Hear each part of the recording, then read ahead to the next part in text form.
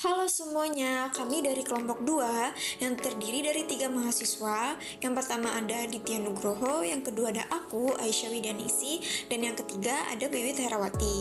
Nah, kami di sini ingin menjelaskan materi tentang analisis regresi dengan variabel moderating dalam mata kuliah statistik inferensial. Ada beberapa jenis variabel yang harus dipahami mahasiswa dalam kaitannya penelitian.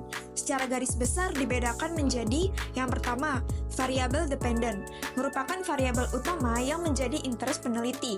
Dalam sebuah penelitian memang harus dimulai dari penentuan gejala terlebih dahulu. Gejala adalah variabel Y atau variabel bebas atau kriterian variabel. Tujuan utama dari peneliti adalah untuk menjelaskan variasi dari dependent variable atau memprediksinya.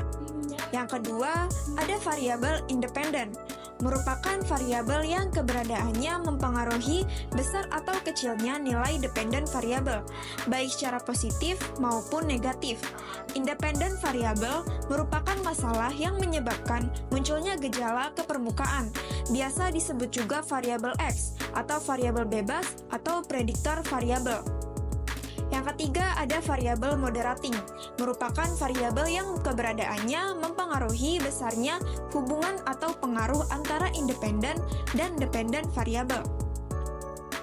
Yang keempat, ada variabel intervening, biasanya disebut juga mediating variable, merupakan variabel perantara di tengah independent variable dan dependent variable. Variabel moderating. Variabel moderating adalah variabel yang memperkuat atau memperlemah hubungan antara suatu variabel dengan variabel lain.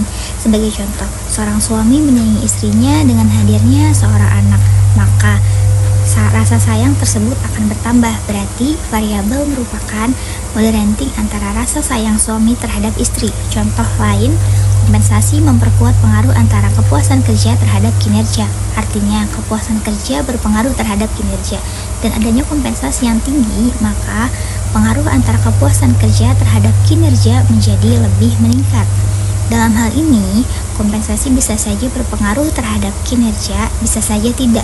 Dapat dijelaskan dalam bagan untuk memahami lebih makna dari variabel moderating. Perhatikan gambar berikut.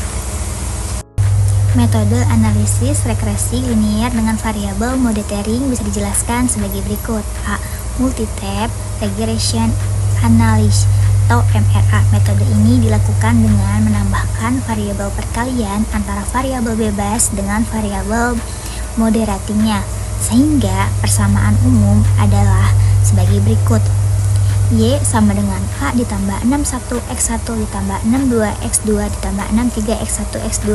Sebagai contoh, dengan Y adalah kinerja, X1 adalah kepuasan kerja, X2 kompensasi, dan X1 X2 adalah perkalian antara kepuasan kerja dengan kompensasi. Hipotensi moderatingnya diterima jika variabel X1 X2 mempunyai pengaruh signifikan terhadap Y. Tidak tergantung apakah X1 dan X2 mempunyai pengaruh terhadap Y atau tidak. Model ini biasanya menyalahi asumsi multikolonialitasnya. B. Absolute residual. Model ini mirip dengan MRA, tetapi variabel moderatingnya didekati dengan selisih mutlak atau absolute residual antara variabel bebas dengan variabel moderatingnya. Penerimaan hipotesis juga sama, dan model ini masih riskan terhadap gangguan multikolonialitas meskipun resiko itu lebih kecil daripada metode MRA. C. Residual. Model ini menggunakan konsep lack of fit, yaitu hipotesis moderating diterima terjadi jika terdapat ketidakcocokan dari deviasi hubungan linear antara variabel independen. Langkahnya adalah dengan meregresikan antara kepuasan kinerja terhadap kompensasi dan dihitung nilai residualnya. Pada program SPSS, dengan klik Save pada regression, lalu klik pada Unadjusted Residual, nilai residual, kemudian diambil nilai absolutnya, lalu diregresikan antara kinerja terhadap absolut residual.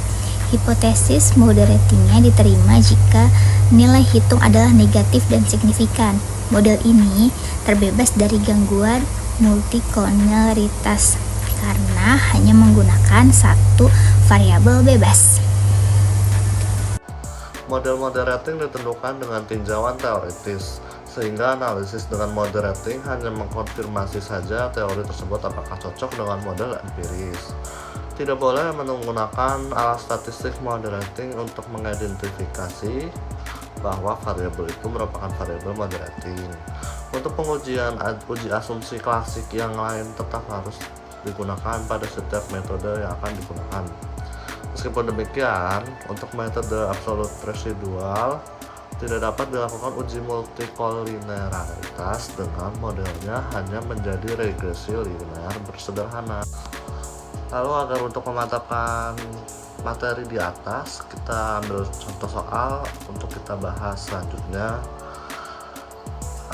seperti berikut. Contoh soalnya, jika diketahui data kepuasan yang dilambangkan dengan X dan kinerja dilambangkan dengan Y serta kompensasi dilambangkan dengan Z, variabel mode rating terpapar oleh tabel berikut itu bisa menyelesaikannya dengan persamaan regresi pada variabel mode rating kompensasi di atas langsung bisa digunakan melalui aplikasi SPSS. Adapun langkah-langkahnya sebagai berikut. Yang pertama, langkahnya yaitu dalam hal ini akan ada dua persamaan regresi, yaitu yang pertama seperti pada materi di atas, persamaannya itu untuk regresi linear sederhana ya. Yang kedua itu ada untuk regresi MRA. Lalu langkah kedua, masukkan data pada aplikasi SPSS yang sudah disiapkan seperti yang ditampilkan pada gambar di atas. Kita lanjut ke langkah yang ketiga ya. Itu kemudian langkahnya sama dengan regresi linear sebelumnya, yaitu quick analyze, lalu regression, lalu linear. Seperti ada tampilan berikut ya. Terus yang keempat, kalau sudah dilakukan langkah-langkah yang tadi sampai langkah ketiga, kita lanjut ke langkah keempat. Itu akan muncul tampilan seperti berikut. Kemudian pindahkan variabel pada tempatnya sesuai dengan tabel dependent dan independent. Setelah itu klik OK seperti berikut. Setelah sudah sampai langkah keempat, nanti akan muncul hasil outputnya seperti berikut ya, seperti pada gambar. Lalu jika sudah, kita langkah kelima ya.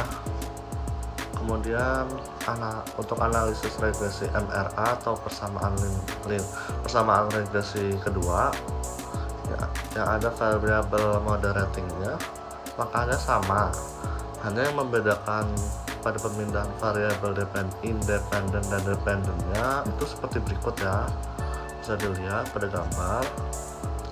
Nanti setelah itu hasil outputnya adalah seperti berikut. Nah, untuk contoh soalnya seperti itu aja ya, gampang, cuma 5 langkah aja kita udah menemukan hasil outputnya. Nah, sekian presentasi dari kami. Kurang lebihnya mohon maaf. Terima kasih semuanya.